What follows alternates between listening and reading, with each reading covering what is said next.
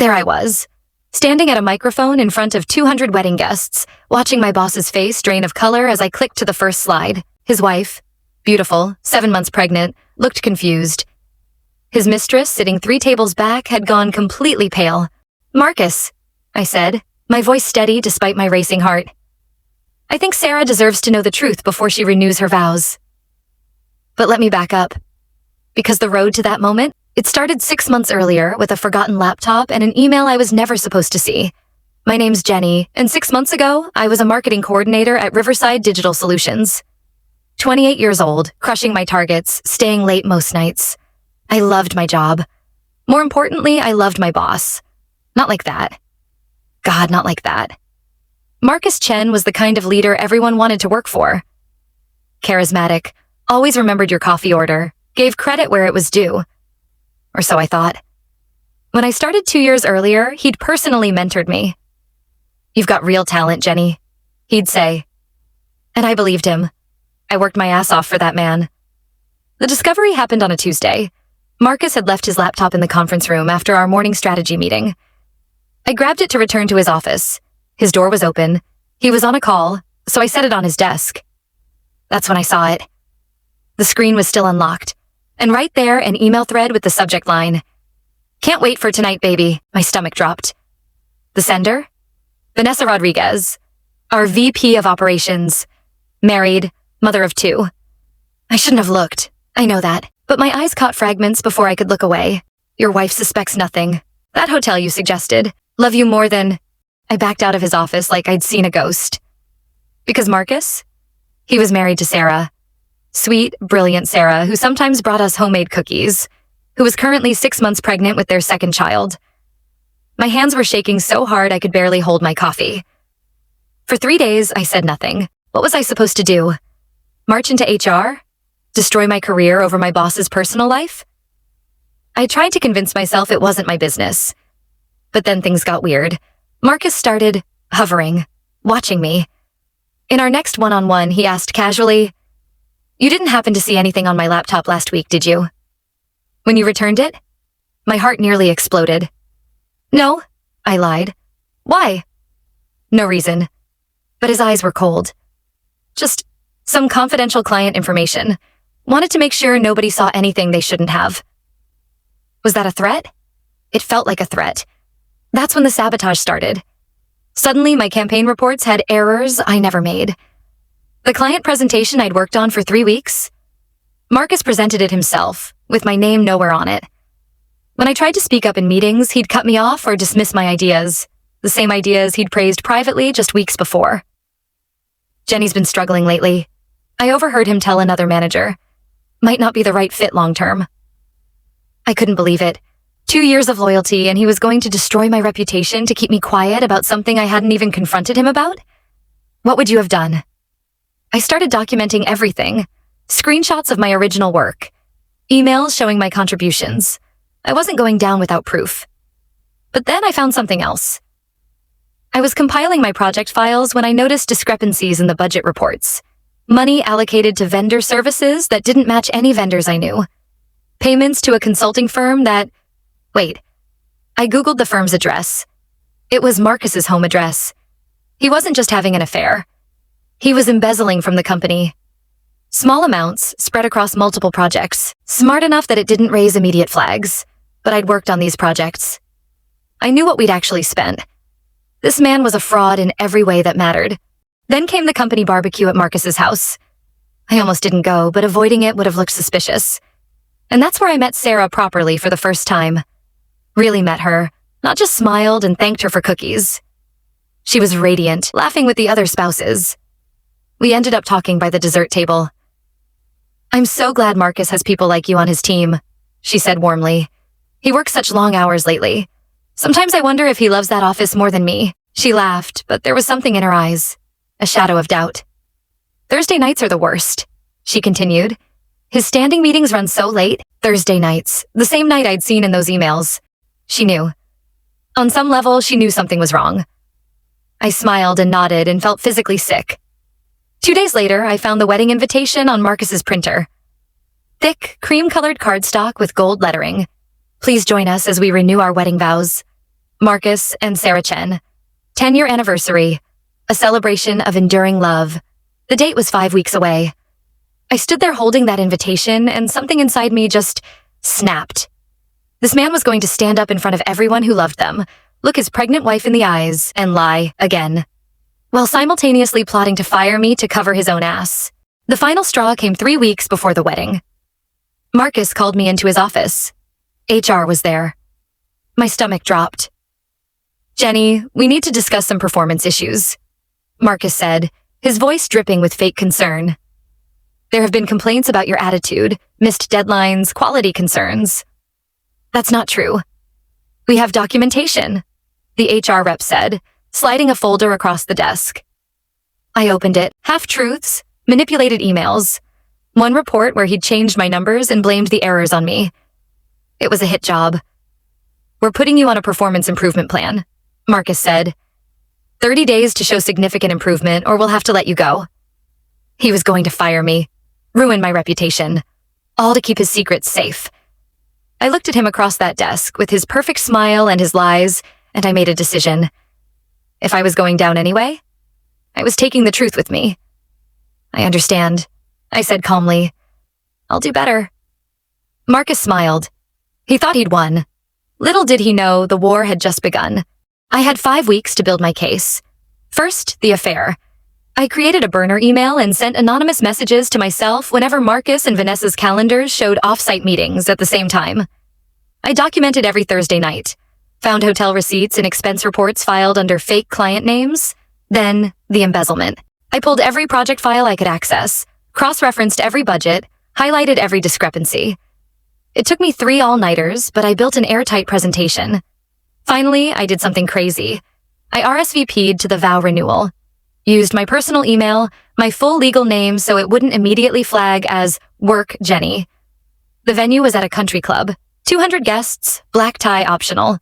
I bought a simple navy dress that would help me blend in. My hands shook as I clicked accept, but I was committed now. The week before the wedding, I submitted my improved work to Marcus. Competent enough that he couldn't fire me immediately. Mediocre enough that he thought I was broken. "Better, Jenny," he said patronizingly. "Keep this up." I smiled. "Thanks, Marcus. I really appreciate the chance to improve." The Wednesday before the wedding, I copied my entire presentation onto a USB drive and backed it up 3 separate places. Thursday night, the night before the vow renewal, I couldn't sleep. Went over the plan 100 times. Played out every scenario. What if security stopped me? What if no one believed me? What if I was making the biggest mistake of my life? But then I thought about Sarah's hand on her pregnant belly. That shadow in her eyes. She deserved the truth. Pause.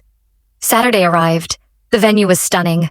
String lights, white roses, a quartet playing soft jazz. I arrived early, blended into the crowd of guests milling around the cocktail hour. My heart was hammering so hard I thought everyone could hear it. I saw Marcus holding court near the bar, looking sharp in his tuxedo. Vanessa was there too, with her husband and kids, playing the perfect family. The hypocrisy made me nauseous. Then Sarah appeared in her vow renewal dress, ivory lace, elegant, her pregnancy making her glow. Everyone applauded. She looked so happy. I almost chickened out. Almost turned around and left. But then Marcus took her hand, kissed it, and said something that made her laugh. That practiced, charming smile he'd used on all of us. I thought about how he'd tried to ruin my career, how he'd stolen from the company, how he was stealing Sarah's chance to make an informed choice about her life. No, this had to happen. The ceremony was beautiful.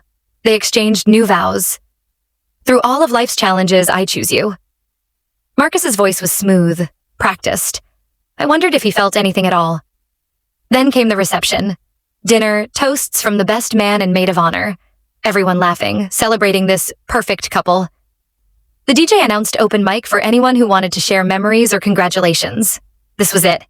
I stood up, walked to the front. My legs felt like water. "Hi, everyone," I said into the microphone. My voice barely shook. "I'm Jenny. I work with Marcus." Sarah smiled at me, warm and welcoming. Marcus's expression flickered. Confusion, then recognition, then something cold. "I have a presentation I'd like to share," I continued, "about the man we're celebrating tonight." I connected my laptop to their presentation screen. The first slide appeared. The truth about Marcus Chen. The room went silent. Marcus stood up. Jenny, what are you— Please sit down, Marcus, I said firmly. Sarah deserves to hear this. Sarah's smile had faded. What's going on? I clicked to the next slide. Hotel receipts, calendar screenshots showing Marcus and Vanessa's meetings. Text message screenshots a private investigator I'd hired had obtained legally through Vanessa's public social media posts that geotagged locations matching the hotel dates. Your husband has been having an affair with Vanessa Rodriguez for 8 months, I said quietly. Every Thursday night, every late meeting. The room exploded. Gasps, shouts, someone screamed. I found Vanessa in the crowd. She'd gone white as her wine. Marcus was yelling. This is insane. Sarah, don't listen to— There's more, I said, clicking through. Marcus has also been embezzling from Riverside Digital. Approximately $127,000 over 18 months. I have all the documentation. I looked at Sarah. She was standing now, hand on her belly, face pale but composed. Why? She whispered. Not to Marcus, to me. Because you deserve to know before you made these vows again, I said. Because he tried to destroy my career to keep me quiet. And because— My voice cracked. Because watching you smile at him, believing in him, I couldn't let you build more of your life on a lie. The silence was deafening. Then Sarah did something I never expected. She walked up to me, past her frozen husband, past the horrified guests, and she hugged me. Thank you, she whispered in my ear. I knew I didn't have proof, but I knew. The aftermath was chaos. Marcus tried to deny everything, but the evidence was overwhelming. Vanessa's husband caused a scene. Hotel security escorted several people out. The wedding coordinator looked like she wanted to die. But Sarah? She stood tall, thanked her guests for coming, and announced there would be no vow renewal. Then she asked me to stay. We sat outside on a bench while the venue emptied. She cried. I held her hand. I've suspected for months, she admitted. But every time I brought it up, he made me feel crazy. Paranoid. The pregnancy hormones, he said. She laughed bitterly. And the money? God, I knew our accounts didn't match his salary, but he always had explanations. What will you do? I asked. I'm calling my lawyer Monday morning. Her hand went to her belly. My kids deserve better. I deserve better. Monday morning, I went straight to the company's CEO with copies of the embezzlement evidence. By Tuesday, Marcus was fired and under investigation. By Wednesday, Vanessa had resigned. The performance improvement plan against me? Thrown out. HR apologized profusely once they saw the full story. My new boss, Marcus's replacement, actually read my work, saw my contributions. Within 3 months, I was promoted to senior coordinator with a 20% raise. Sarah filed for divorce. The prenup protected her, but the embezzlement evidence gave her even more leverage. She got the house, generous support, and full custody. Last I heard, Marcus is working at a car dealership, his reputation in marketing completely destroyed. But here's the twist you didn't see coming. Sarah and I became friends. Real friends. I was there when she had her baby, a beautiful girl she named Hope. I'm Aunt Jenny now. And 6 months after the wedding that never was, I quit my corporate job and started my own marketing consultancy. Sarah was my first client. She'd started a nonprofit for women escaping financial abuse. Turns out, exposing my boss's affair was the best career move I ever made. People ask me if I regret it, if I should have handled it differently, if standing up at that wedding was too dramatic, too cruel. But here's what I know. Marcus would still be lying, still stealing, still destroying people to protect his secrets. And Sarah would have renewed those vows, trapped even deeper in a marriage built on betrayal. Sometimes doing the right thing doesn't look pretty. Sometimes it's messy and public and uncomfortable. But watching Hope take her first steps while Sarah laughed, free and happy and rebuilding her life, I wouldn't change a single thing. If you enjoyed this story of standing up to corruption, hit that subscribe button. I've got plenty more where this came from. And drop a comment. What would you have done in my position? Would you have stayed silent or taken the mic? Thanks for watching. Sometimes the truth is the best revenge of all.